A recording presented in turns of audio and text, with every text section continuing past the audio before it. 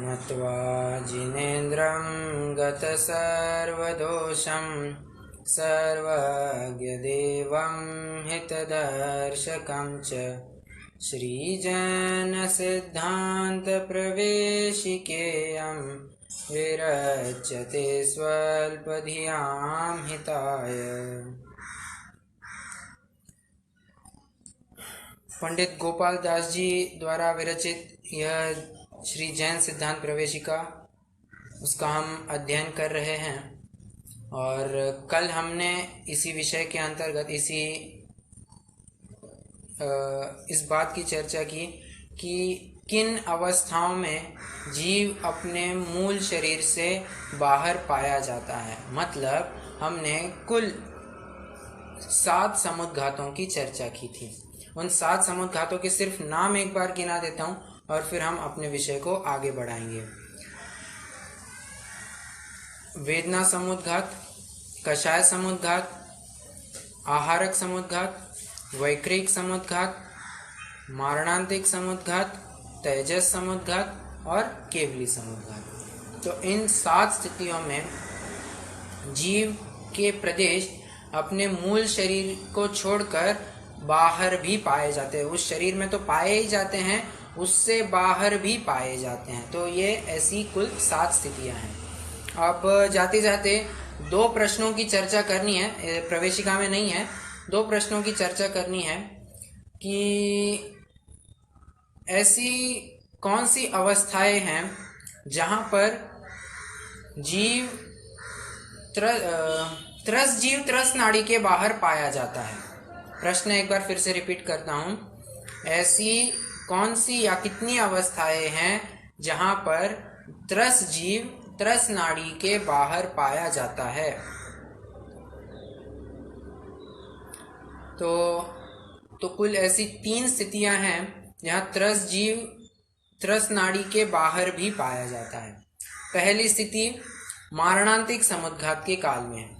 जैसे मान लीजिए त्रस नाड़ी में कोई जीव है, उसको मरकर अभी वात वलय जो है एकदम एंड में, लोक के एकदम पेरिफेरी में जो वात वलय है, वहां अगर किसी जीव को जन्म लेना है और उसको मारणांतिक समुद्घात हो जाए तो उस काल में उस त्रस जीव के आत्म प्रदेश त्रस नाड़ी के बाहर जाएंगे और उतने काल के लिए वो त्रस जीव त्रस नाड़ी से बाहर भी पाया जाएगा। वहां वात वलय में उसे जहां जन्म लेना है वहां उनके प्रदेशों को छूकर पुनः आ जाएगा। तो इस स्थिति में त्रस जीव त्रस नाड़ी के बाहर पाया जाता है।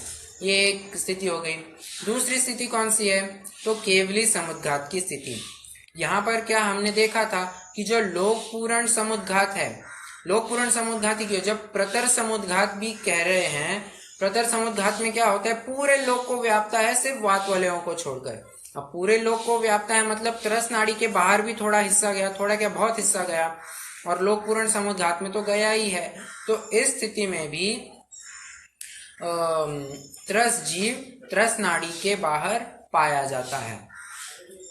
और एक स्थिति ये है कि जब कोई वात वलय में स्थित जीव है, उसको वहां से अभी त्रस नाड़ी में उत्पन्न होना है। क्या कहा? वात वलय में अभी कोई जीव रह रहा है, उसकी आयु वहां चल रही है और अगला भव उसका त्रस नाड़ी में होने वाला है, त्रस पर्याय में, त्रस नाड़ी में त्रस पर्याय होने वाला है। तो उस स्थिति में क्या होता है, जब उसकी आयु वहां की खत्म होगी, वात वलय में जो मान लीजिए जल कायिक जीव था, तो वहां से उसकी स्थिति आयु खत्म हो गई और आयु खत्म होते ही क्या होता है, उसके त्रस नाम कर्म का उदय शुरू हो जाता है। और जैसे ही त्रस नाम कर्म का उदय शुरू होता है वो त्रस कहलाता है। अब प्रश्न ये है कि वो वात वलय से निकलने के बाद और त्रस नाड़ी में पहुंचने से पहले कुछ अंतराल तो उसने कवर किया ही होगा जहां पर उसके त्रस नाम कर्म का उदय होगा। तो इस स्थिति में भी त्रस जीव त्रस नाड़ी के बाहर पाया जाता है। आपको समझ में आ रहा है? कुल 3 स्थितियां हैं। मैं फिर से एक बार इनको रिपीट करता हूं। एक तो हमने मारणांतिक समुद्घात की स्थिति देखी, जहां त्रस्त जीव यहाँ त्रस्त नाड़ी में है और वो मारणांतिक समुद्घात करता है किसी अन्य स्थान पे जाने के लिए, मतलब वातवलय में उसका अगला जन्म होने वाला है। एक स्थिति है केवली समुद्घात की, वो भी तीसरे, चौथे और पांचवें समय, ये 3 समयों में त्रस्त जीव त्रस्त नाड़ी के बाहर पाया जाता है। और जो तीसरी स्थिति है कि वातवलय में स्थित एक जीव है, उसको त्रस्त नाड़ी में जन्म लेना है, मतलब उसकी त्रस्त पर्याय होने वाली है, तो वहां की आयु खत्म होने के बाद उसके त्रस्त नाम कर्म का उदय शुरू होता है।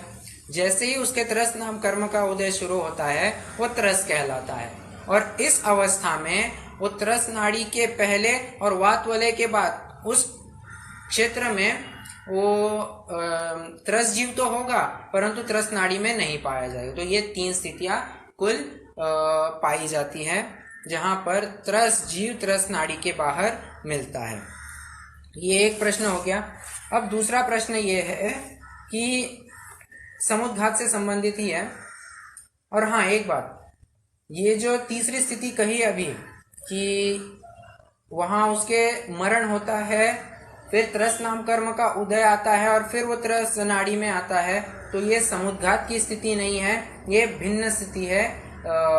इसको समुद्घात से मिक्स नहीं करना है, ठीक है। अब दूसरा प्रश्न ये है कि 7 समुद्घात में आत्म प्रदेश एक ही दिशा में जाते हैं या सर्वत्र फैलते हैं?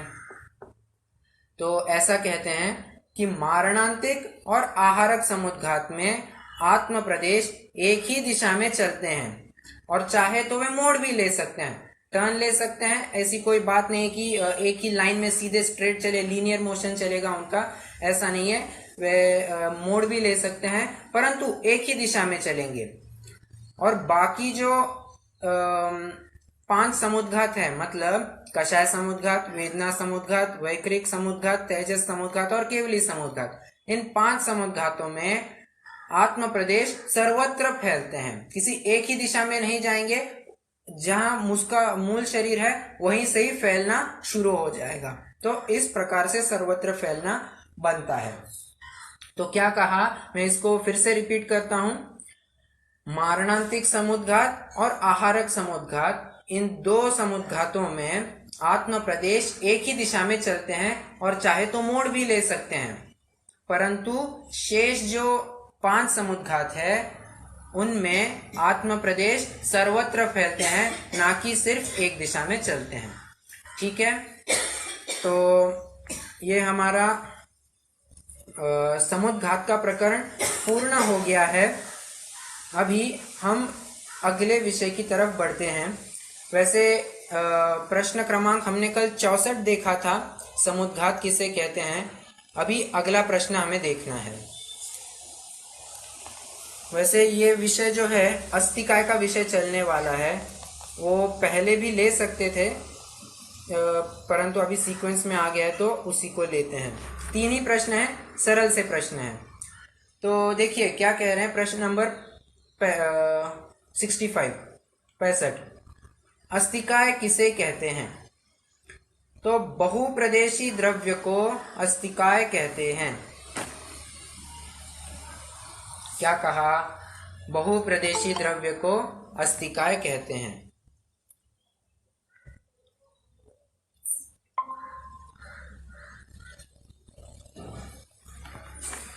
अब अस्थिकाय के कितने भेद हैं? तो अस्थिकाय के 5 भेद कह रहे हैं। जीव, पुद्गल, धर्म, अधर्म और आकाश, इन 5 द्रव्यों को पंचास्थिकाय कहते हैं। पंच अस्थिकाय, 5 अस्थिकाय। काल द्रव्य बहुप्रदेशी नहीं है, इसलिए वह अस्थिकाय नहीं है। देखिए अस्थिकाय में 2 शब्द आते हैं, अस्थि और काय। अस्थि मतलब है सत्ता, एग्जिस्टेंस। तो सत्ता तो सभी द्रव्यों की पाई जाती है। कोई वजह बताएगा सभी द्रव्यों की सत्ता या उनको सत्य क्यों कहा जाता है?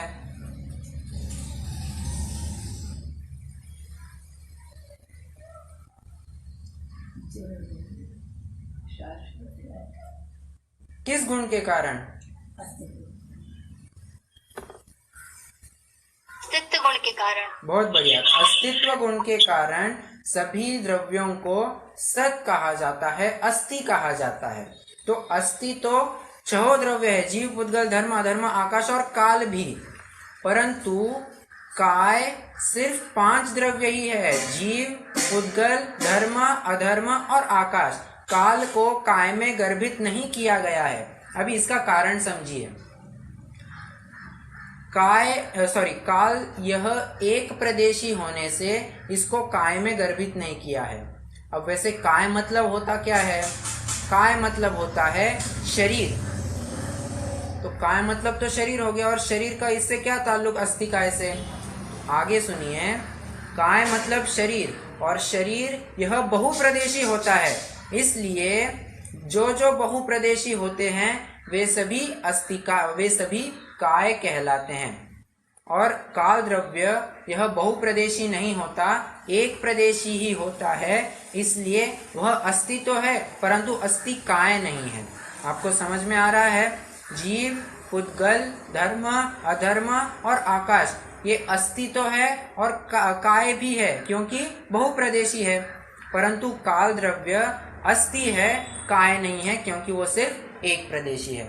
ठीक है, ये अस्थि काय की बात हो गई। अभी एक प्रश्न है 67 नंबर का। पुद्गल परमाणु भी एक प्रदेशी है, तो वह अस्थि काय कैसे हुआ?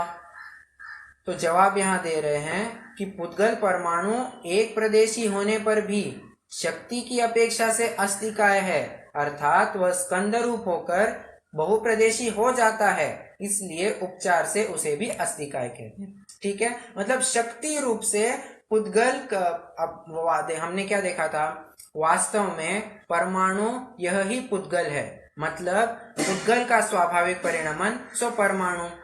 और परमाणु कितने प्रदेशी होता है? एक प्रदेशी होता है। तो उसको अस्थि काय में क्यों गर्भित कर रहे हो पुद्गल को? तो कह रहे हैं कि उसमें स्कंद रूप परिणमित होने की ताकत है, शक्ति है, कभी ना कभी वो स्कंद रूप बन जाएगा परमाणु भी, इसलिए उस परमाणु को भी या पुद्गल को भी अस्थि काय में गर्भित किया जा रहा है। ऐसी संभावना काल द्रव्य में नहीं है। काल द्रव्य हमेशा एक प्रदेशी बना रहेगा, कभी दो काल द्रव्य यहाँ पर एक प्रदेश पर जो काल द्रव्य और दूसरे प्रदेश पर जो काल द्रव्य वो मिलकर एक नहीं हो जाएंगे। कभी सभी काल द्रव्य एक प्रदेशी ही बने रहेंगे, वे एक रूप नहीं होंगे, ना ही उनके और कुछ भेद होंगे। इसलिए उनमें शक्ति रूप से भी बहुत या बहुप्रदेशी होने की सामर्थ्य नहीं है, जो कि पुद्गल में पाई जाती है, परमाणु में पाई जाती है, इसलिए उसे उपचार से बहुप्रदेशी कहा जाता है और अस्थि काय में गर्भित कर लिया जाता है। ठीक है, ये छोटे से 3 प्रश्न थे और आपको समझ में आ गया होगा तो अच्छी बात है, नहीं तो फिर हम विषय आगे बढ़ाएंगे। कोई प्रश्न अभी तक के लिए? नहीं तो फिर अपना पूरा नया विषय ही चालू होने वाला है अभी।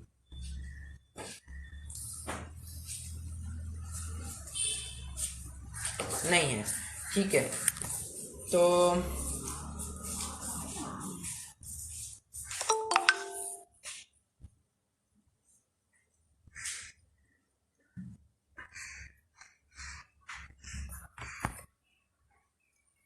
हम प्रश्न नंबर 68 पर आते हैं, जहां पर अभी हम अनुजीवी गुण और प्रतिजीवी गुणों की चर्चा करने वाले हैं। ठीक है, तो पहले दोनों परिभाषाएं पढ़ते हैं, फिर उनकी चर्चा करते हैं। प्रश्न नंबर 68, अनुजीवी गुण किसे कहते हैं? वस्तु के भाव स्वरूप गुणों को अनुजीवी गुण कहते हैं। क्या कहा? वस्तु के भाव स्वरूप गुणों को अणुजीवी गुण कहते हैं, जैसे सम्यक्त्व, चारित्र, सुख, चेतना, स्पर्श, रस, गंध, वर्ण आदि। ठीक है, और दूसरी परिभाषा प्रतिजीवी गुण किसे कहते हैं? वस्तु के अभाव स्वरूप धर्म को प्रतिजीवी गुण कहते हैं, जैसे नास्तित्व, अमूर्तत्व, अचेतनत्व आदि। अभी हमने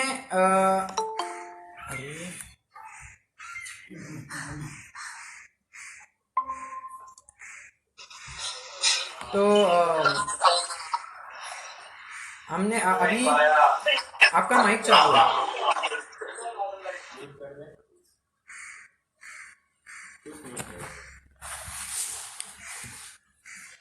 हाँ जी, तो मैं ये कह रहा था कि आपने इस परिभाषा में थोड़ा गौर किया होगा कि प्रतिजीवी गुणों की परिभाषा ऐसे दे रहे हैं, वस्तु के अभाव स्वरूपी धर्म, और अणुजीवी गुणों की परिभाषा दे रहे हैं, वस्तु के भाव स्वरूपी गुणों को अणुजीवी गुण कहते हैं। तो ये भाव स्वरूप और अभाव स्वरूप क्या बात है? हमने तो ये पढ़ा है कि गुण तो सभी सत रूप से विद्यमान होते हैं, वे कभी भाव रूप या अभाव रूप थोड़ी ना होते हैं। सभी गुण हमेशा के लिए उस द्रव्य के साथ बने रहते हैं, तो उनके भाव स्वरूप और अभाव स्वरूप की बात ही क्या आती है?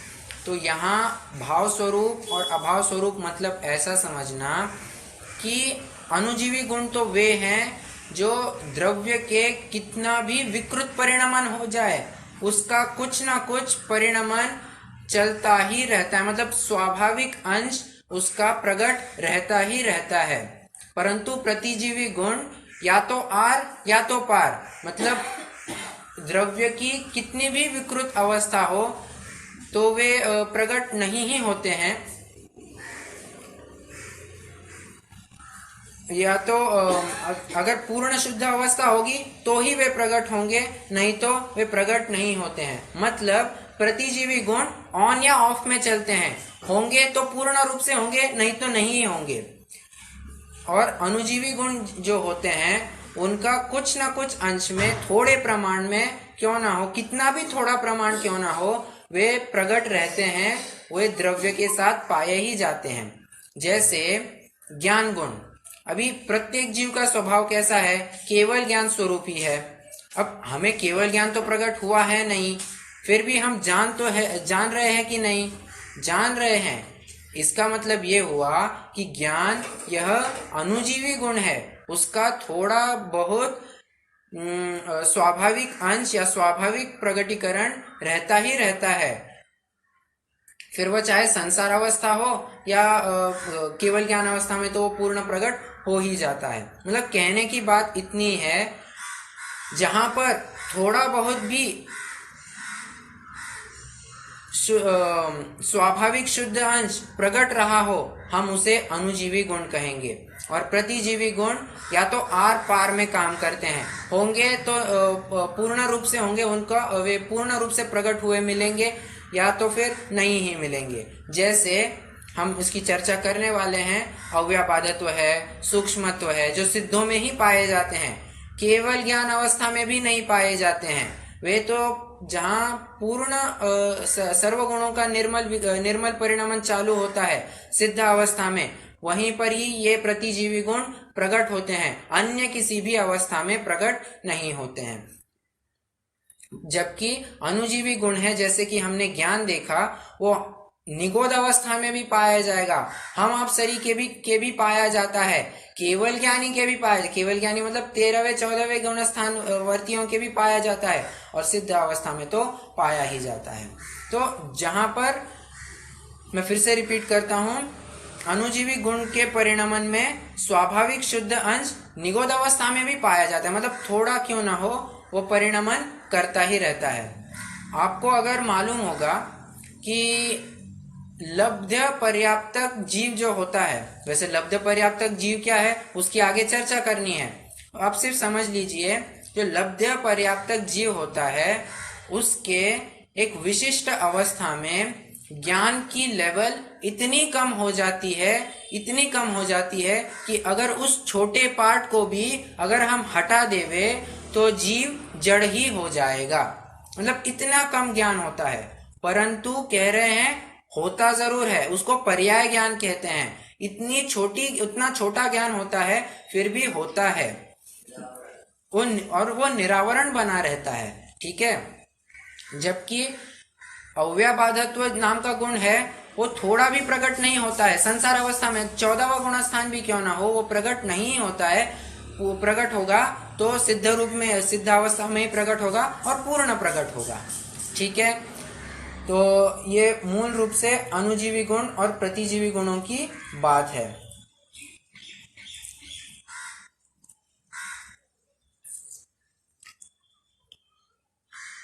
ये हमने दो परिभाषाएं देखी अनुजीवी गुण और प्रतिजीवी गुणों की। हम पहले अभी प्रतिजीवी गुणों की चर्चा करते हैं, जीव के प्रतिजीवी गुण। अनुजीवी गुणों का यहाँ बहुत ही विस्तृत विवेचन दिया हुआ है, हम उसको बाद में करेंगे।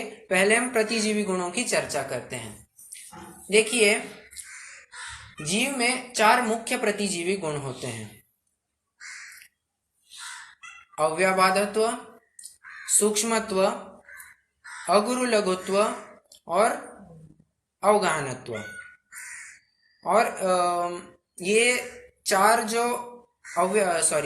जो प्रतिजीवी गुण है, ये अघाती कर्मों के अभाव में उत्पन्न होते हैं। अब कौन से अघाती कर्म के अभाव में कौन सा गुण उत्पन्न होता है, इसके लिए हम एक चार्ट देखते हैं। आप लेफ्ट साइड में लिखिए किस कर्म के अभाव में, और राइट साइड में लिखिए कौन सा गुण प्रकट होता है। पहला आएगा कर्म वेदनीय कर्म, उसके अभाव में अव्यबाधत्व गुण प्रकट होता है। नाम कर्म के अभाव में सूक्ष्मत्व प्रकट होता है। आयुष्क कर्म के अभाव में अवगाहनत्व प्रकट होता है।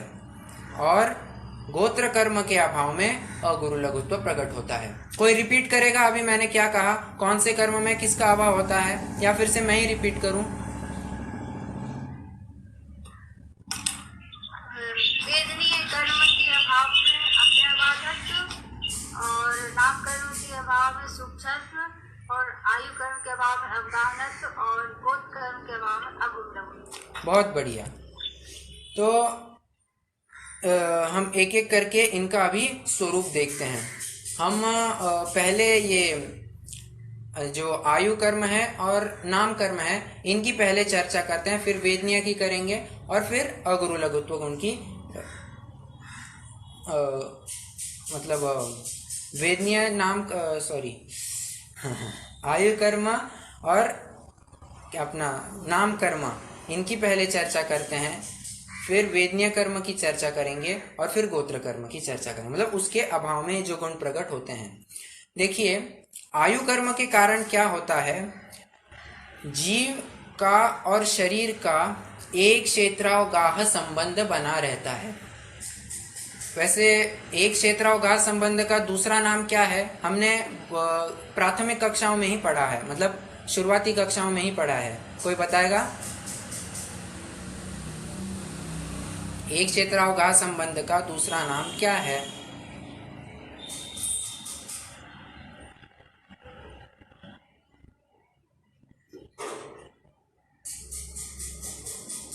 संयोग संबंध। ठीक है, तो जो संयोग संबंध मतलब ही एक क्षेत्रावगाह संबंध होता है। तो जीव का और शरीर का एक क्षेत्रावगाह संबंध किसके कारण होता है? आयुष कर्म के कारण होता है। इस वजह से क्या होता है, जहां पर भी शरीर चलता है उसके साथ साथ जीव जाता ही जाता है। अब फिर उसकी इच्छा हो या ना हो, अब मैं यहाँ से 1 किलोमीटर आगे चलूं तो ये शरीर तो जा रहा है आगे, जीव तो दिखाई नहीं दे रहा है, पर फिर भी जीव जा रहा है या नहीं जा रहा है? जा रहा है ना। क्यों? उनमें आयु कर्म के कारण एक क्षेत्रावगाह संबंध बना हुआ है। इसलिए जहां जहां शरीर जाएगा वहां वहां उसके साथ उसका वो जीव भी जाता ही रहेगा जीवित अवस्था में। मृत अवस्था में तो शरीर वहां का वहां पड़ा रहता है, जीव दूसरी जगह में चला जाता है, वो बात दूसरी है। तो कहने की बात इतनी है कि आप वो जीव चाहे या ना चाहे, उसकी इच्छा हो या ना हो, फिर भी आयुष कर्म के कारण क्या हुआ है, उनका एक क्षेत्रावगाह संबंध बना हुआ है, और इस वजह से जहां जहां शरीर चलता है वहां वहां जीव भी जाता है। ये एक बात हो गई। अब मुझे बताइए, मैं यहाँ इस स्थान पर बैठा हूं, अब कोई और आकर मैं जहां बैठा हूं वहीं पर बैठ सकता है क्या? नहीं बैठ सकता है। क्यों? क्योंकि हम दोनों का शरीर आपस में अड़ेगा, टकराएगा। हम एक दूसरों को जगह एक ही स्थान पर नहीं दे सकते हैं, और इस कारण जब आयुष कर्म का अभाव होता है तो कौन सा गुण प्रकट होता है? अवगाहनत्व प्रकट होता है। तो अवगाहनत्व गुण के कारण क्या होता है एक ही स्थान पर अनंत सिद्ध आपस में अवगाहना देते हैं, वे एक दूसरों से अड़ते नहीं हैं, टकराते नहीं हैं। और जाहिर सी बात है कि सिद्ध शिला है 45 लाख योजन की और सिद्ध है अनंत। अभी इतने सी जगह है संख्यात और संख्या सिद्धों की है अनंत, तो बिठाएंगे कैसे? तो बिठाने की वो तो नेचुरल व्यवस्था है कि उनके अवगाहनत्व गुण प्रकट होता है। इस कारण से जिस स्थान पर मान लीजिए अभी आदिनाथ भगवान खड़े होंगे तो उसी स्थान पर अनंत सिद्ध खड़े होंगे। उसी स्थान पर, हाँ, कोई थोड़ा 1 सेंटीमीटर आगे पीछे भी नहीं, उसी स्थान पर अनंत सिद्ध विराजमान होंगे। तो ये किस कारण होता है? ये अवगाहनत्व गुण के कारण होता है, जो कि आयु कर्म के अभाव में प्रकट होता है।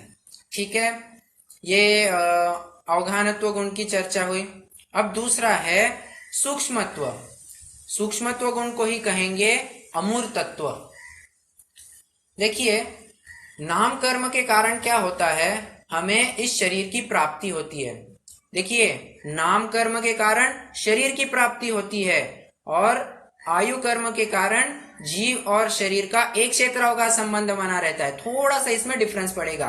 फिर से एक बार रिपीट करता हूं, नाम कर्म के कारण शरीर की प्राप्ति होती है, पॉइंट नंबर 1, और आयुष कर्म के कारण जीव और शरीर का एक क्षेत्र का संबंध बना रहता है।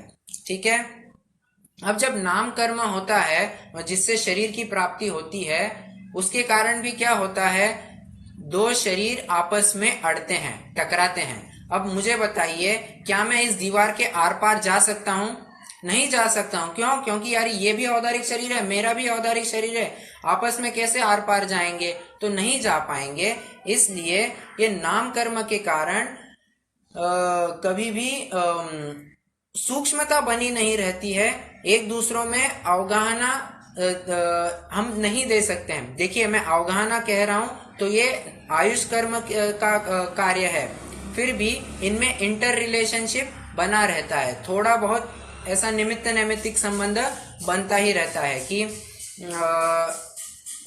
नाम कर्म के कारण शरीर अड़ते हैं और आयु कर्म के कारण मतलब अड़ते हैं, इसलिए अवगाहना नहीं दे सकते। आप समझ रहे हैं? मैं फिर से एक बार रिपीट करता हूं। नाम कर्म के कारण क्या हुआ? 2 शरीर आपस में अड़ते हैं और आपस में अड़ते हैं इसलिए क्या हुआ? हमने आयुष कर्म के कारण देखा कि वे एक दूसरों को अवगाहना नहीं दे सकते हैं। तो ये ऐसा इनमें थोड़ा संबंध पाया जाता है, थोड़े इंटर रिलेटेड हैं। तो जब नाम कर्म का अभाव होता है तब सिद्ध अवस्था में कोई भी सिद्ध भगवान आपस में अड़ते नहीं हैं, वे एक दूसरों को एक क्षेत्र में एक साथ बने हुए हमें मिल सकते हैं। आपने यदि थोड़ा गौर किया होगा कि संसार अवस्था में भी एक ऐसी अवस्था है जहां अनंत जीव एक साथ पाए जाते हैं एक दूसरों को अवगाहना देते हुए। तो वो कौन सी अवस्था होगी? बराबर, निगोद अवस्था में ऐसा होता है कि शरीर तो एक है पर जीव अनंत है।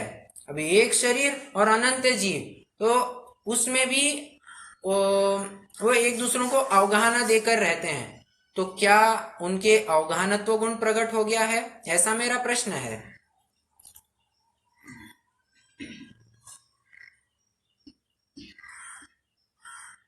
प्रश्न समझ में आया आपको?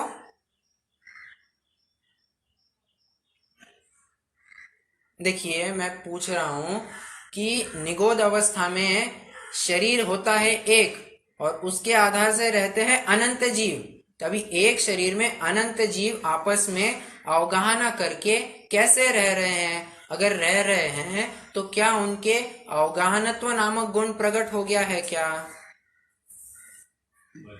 हाँ तो क्यों? नहीं तो क्यों?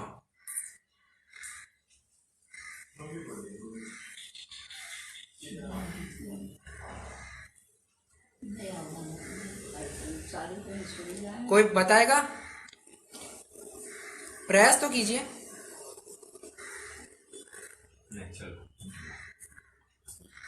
तो देखिए, हमने शुरुआत ही में एक कहा था कि हम प्रतिजीवी गुणों की चर्चा कर रहे हैं, और प्रतिजीवी अपना सूक्ष्मत्व या अवगाहनत्व, ये प्रतिजीवी गुण है। ये सिर्फ सिद्धावस्था में ही प्रकट होंगे, संसारावस्था में कहाँ प्रकट होने वाले हैं। और जो वे अवगाहना, एक दूसरों को अवगाहना देकर रह रहे हैं, आपस में अड़ नहीं रहे हैं, सो तो वो सूक्ष्म नामक नाम कर्म का उदय है, जो कि विकृति है। और सूक्ष्मत्व जो कि नाम कर्म के अभाव में प्रकट होता है, वो स्वाभाविक परिणमन है। देखिए, दो बातें हैं, सूक्ष्म नाम कर्म यह विकृति है, और सूक्ष्मत्व जो नाम कर्म के अभाव में प्रकट होता है, यह स्वाभाविक परिणमन है। आपको समझ में आ रहा है? तो जो निगोदिया जीवों का चलता है, जो आपस में अड़ते नहीं हैं, अवगाहना देकर रह रहे हैं, सो उनके सूक्ष्म नाम कर्म का उदय चल रहा है। उनके कोई सूक्ष्मत्व या अवगाहनत्व, प्रतिजीवी गुण प्रकट नहीं हुए हैं। ठीक है, आप इतना एक अंतर समझ के ले लेना। अभी हम आते हैं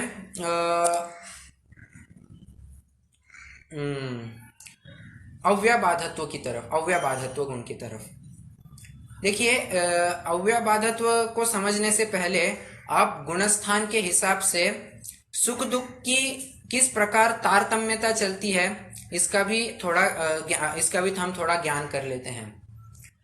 पहले से तीसरा गुणस्थान पूर्ण दुख, चौथे से 10वां गुणस्थान घटता दुख बढ़ता सुख, 11वां 12वां गुणस्थान पूर्ण सुख, 13वां 14वां गुणस्थान अनंत सुख, और गुणस्थानातीत सिद्ध भगवान अव्यबाधत्व। तब इसमें क्या फर्क पड़ रहा है, इसको हम थोड़ा समझते हैं। देखिए, पहली जो बात है, पहले से तीसरा गुणस्थान पूर्ण दुख, सो समझ में आता है। चौथे से 10वां गुणस्थान घटता दुख और बढ़ता सुख, ये भी समझ में आता है। अभी हमें मूल डिस्टिंग्विश किसमें करना है, पूर्ण सुख, अनंत सुख और अव्यबाधत्व। देखिए, 11वें 12वें गुणस्थान में क्या होता है, मोहनीय का अनुदय होता है, या अभाव कह लीजिए। मतलब वहां उस अवस्था में मोहनीय कर्म का यत् किंचित भी उदय नहीं पाया जाता है, उसका अनुदय होता है। तो उस कारण से जीव को पूर्ण सुखी कहा जाता है। वहां जीव वीतरागी हो जाता है। फिर देखिए, 11वें गुणस्थान में यद्यपि मोह का उपशम किया है, फिर भी उसे पूर्ण सुखी कहेंगे। और 12वें गुणस्थान में मोह की क्षपणा की है, तो भी उसको पूर्ण सुखी कहेंगे। हमें इतना मात्र देखना है कि मोहनीय का उदय है या अनुदय।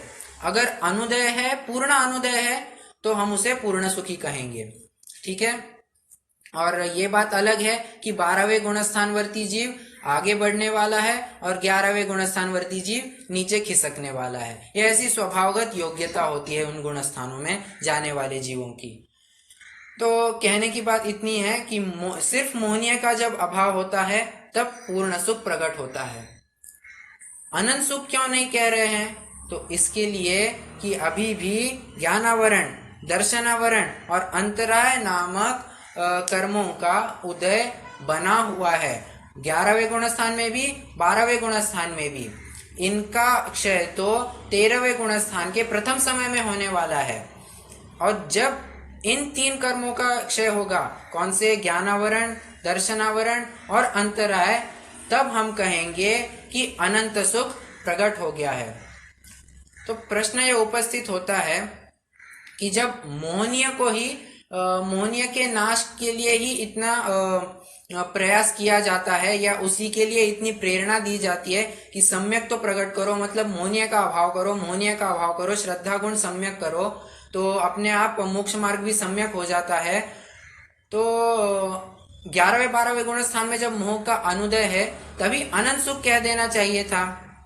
तो कह रहे हैं कि आत्मा का स्वभाव ज्ञानानंदमयी है। वो भजन की लाइन आती है ना, मैं ज्ञानानंद स्वभावी हूँ, मैं ज्ञानानंद स्वभावी हूँ। तो क्या कह रहे हैं, ज्ञान आनंद स्वभावी। अभी आनंद तो प्रकट हो गया, परंतु ज्ञान की पूर्णता कहाँ हुई है? इसलिए कहेंगे कि जब ज्ञान का भी पूर्ण विकास हो जाएगा, केवल ज्ञान अवस्था प्राप्त होगी, अनंत ज्ञान प्रकट होगा, तभी हम कहेंगे कि अनंत सुख भी प्रकट हो गया है। तब तक हम 11वें 12वें गुणस्थानवर्ती जीवों को पूर्ण सुखी या वीतरागी ऐसी संज्ञा देते हैं। जब तक सर्वज्ञत्व प्रकट नहीं होता है, तब तक वीतरागता अनंत सुख रूप धारण नहीं करती है। ठीक है, ये अनंत सुख की बात हो गई। अभी मूल बात आती है जो समझने में थोड़ी कठिन जाती है कि अव्याबाधत्व और अनंत सुख में हम क्या अंतर करेंगे। अभी तो ज्ञान का भी पूर्ण विकास हो गया है, मोहनीय भी बचा नहीं, ज्ञानानंद स्वभावी तो प्रकट हो ही गया है, उसका पूर्ण विकास दिख रहा है, फिर भी अनंत सुख और अव्याबाधत्व सुख, ऐसा अंतर क्यों किया जा रहा है? तो इसमें इतना समझना कि मतलब ये वैसे देखा जाए तो ये बहुत ही सूक्ष्म विषय है और केवल ज्ञान गोचर प्रकरण है, हम इसमें ज्यादा कुछ आकलन नहीं कर सकते हैं, परंतु फिर भी विद्वान इसे समझने के लिए ऐसा बताते हैं कि अनंत सुख जो चलता तो रहेगा, परंतु उसका अभी कैसा कहें कि वो कभी ना कभी रुकने वाला है। अनंत सुख कह रहे फिर भी रुकने वाला है, ये बहुत कॉन्ट्राडिक्टरी लगती है। इसलिए मैंने कहा कि ये केवल ज्ञान गोचर प्रकरण है, फिर भी समझने के लिए ऐसा कहा जाता है कि अव्याबाधत्व मतलब एक बार जो शुरू हो गया वो अभी कभी रुकने ही नहीं वाला है, और अनंत ज्ञान मतलब अनंत सुख मतलब शुरू तो हो गया है, परंतु कब रुकेगा अब हम नहीं कह सकते। जैसे कोई गाड़ी एकदम तेज रफ्तार से चल रही है, क्या हम कह सकते हैं कि कब तक वो रुक जाएगी?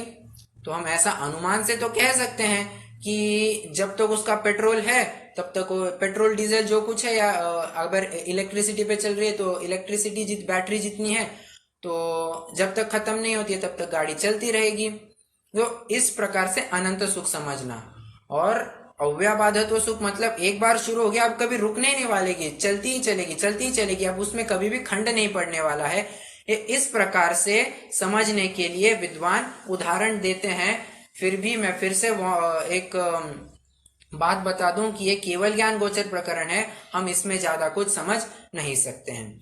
और अगर कुछ कहना भी हो कि अव्याबाधत्व सुख क्यों कह रहे हैं, तो अभी भी 13वें 14वें गुणस्थान में वेदनीय कर्म की सत्ता है, और वेदनीय कर्म के कारण जो कुछ भी शारीरिक सुख दुख, अभी दुख तो क्या बचा, फिर भी जो समो शरणादि उनकी अनुकूलताएं पाई जाती है वो भी नहीं बचती है। इसलिए सिद्ध अवस्था में अव्याबाधत्व ऐसा कह दिया जाता है। ठीक है, ये विषय समझ में आया आपको? ये थोड़ा गंभीर विषय है। तो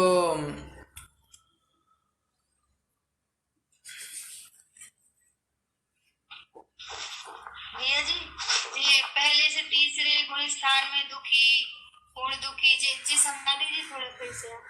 हाँ, देखिए मेरा प्रश्न है कि सम्यक तो किस गुण स्थान में प्रकट होता है? कौन सा भी सम्यक तो हो, किस गुण स्थान में प्रकट होता है? तो चौथे गुण स्थान में प्रकट होता है।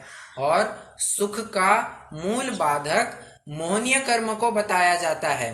मोहनीय कर्म के कारण क्या होता है? पर वस्तु अपने रूप भाषित होती है, दो वस्तुओं में एक पने का ज्ञान होता है। तो इस कारण से क्या होता है, और पहले 3 गुण स्थान में मोहनीय का उदय पाया जाता है। मोहनीय कर्म के किसी न किसी रूप से उदय पाया ही जाता है। मतलब कहने की बात इतनी है कि श्रद्धा गुण का सम्यक परिणमन वहां चल नहीं रहा है, उसका सम्यक परिणमन तो चौथे गुण स्थान से शुरू होगा। इसलिए कह रहे हैं कि पहले से तीसरे गुण स्थान तक पूर्ण दुख कह रहे हैं। और फिर उसके आगे जैसे जैसे श्रद्धा गुण का सम्यक परिणमन और वृद्धिंगत होता जाएगा, वैसे सुख में वृद्धि होती जाएगी, दुख में घटोती होती जाएगी। ठीक है,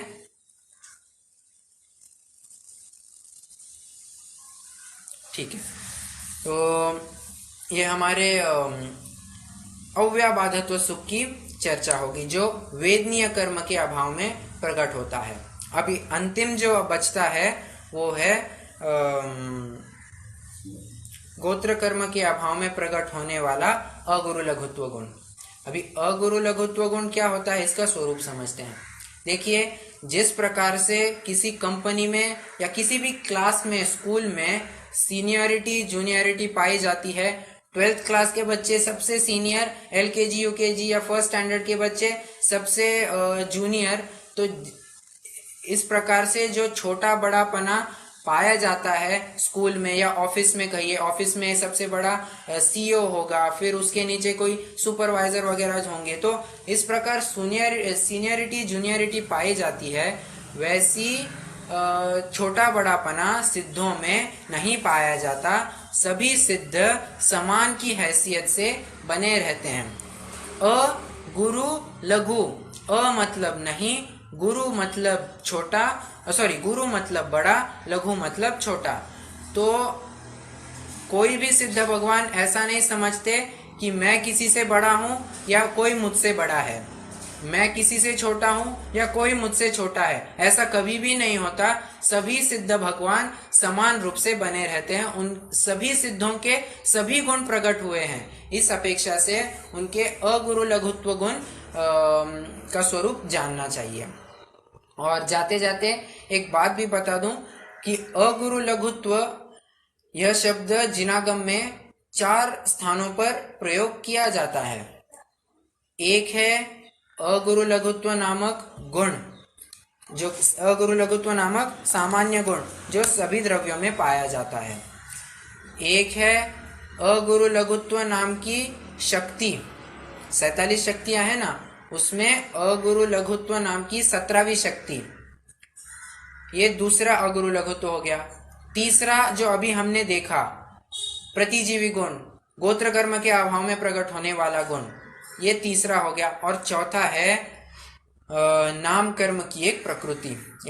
जो कर्म नाम कर्म की 93 प्रकृतियां हैं, उनमें से एक प्रकृति है अगुरु लघुत्व गुण। अभी इनका भी एक शॉर्ट में डिस्क्रिप्शन देख लेते हैं। अगुरु लघुत्व गुण और अगुरु लघुत्व शक्ति, इनमें कोई फर्क नहीं है, ये दोनों समान ही है। इनका क्या स्वरूप है कि जिस शक्ति के कारण द्रव्य का कभी नाश नहीं, एक द्रव्य कभी दूसरे द्रव्य रूप नहीं होता, एक गुण दूसरे गुण रूप नहीं होता, और एक द्रव्य के गुण बिखर कर अलग अलग नहीं हो जाते, तो उसे हम अगुरु लघुत्व गुण या अगुरु लघुत्व शक्ति कहते हैं। ये दो अगुरु लघुत्व गुण, सामान्य गुण और शक्ति की बात हो गई। अब एक हमने अभी देखा, ये जो प्रतिजीवी गुण है, इसकी अभी हमने चर्चा की कि छोटा बड़ापना नहीं पाया जाता है। और जो चौथा अगुरु लघुत्व है, वो नाम कर्म की प्रकृति, उसके कारण क्या होता है, जीव इतना हल्का नहीं हो जाता कि कपास की भांति एक हवा के झोंके में उड़कर चले जाए, और इतना भी भारी नहीं होता कि स्वयं को ही स्वयं का भार उठाते नहीं आए। तो ये अगुरु लघुत्व नामक नाम कर्म के कारण होता है। तो ये कुल 4 प्रकार के मतलब 4 अपेक्षाओं से अगुरु लघुत्व शब्द का प्रयोग किया जाता है। जहां जैसा प्रकरण हो, अगर कर्म पढ़ रहे हैं तो वहां पर फिर नाम कर्म में ये चौथा अगुरु लघुत्व गुण लगाएंगे। अगर सामान्य गुण पढ़ रहे हैं, शक्ति पढ़ रहे हैं, तो सामान्य गुण का स्वरूप लगाएंगे। और अगर प्रतिजीवी गुणों का स्वरूप पढ़ रहे हैं तो गोत्र कर्म के अभाव में प्रकट होने वाला गुण, ऐसा अर्थ लेंगे। तो जैसी अपेक्षा हो वैसा अर्थ समझना चाहिए। तो आज हमने अस्थिकाय किसे कहते हैं ये देखा, कितने द्रव्य अस्थिकाय होते हैं उनको देखा, अनुजीवी गुण प्रतिजीवी गुण इनकी परिभाषा देखी, और प्रतिजीवी गुण में जो जीव के प्रतिजीवी गुण है 4 अघाती कर्मों के अभाव में प्रकट होने वाले, उनकी भी हमने आज चर्चा की। तो कल से इन द सेंस अगली कक्षा से अब हम अनुजीवी गुणों की चर्चा करेंगे। अत्यंत रोचक प्रकरण है, इसमें हम ज्ञान, दर्शन इत्यादि मुख्य गुणों की विस्तार से चर्चा करने वाले हैं। तो अभी के लिए आपको कोई अगर प्रश्न होंगे तो आप जरूर पूछ सकते हैं, नहीं तो फिर आज के लिए विराम लेंगे।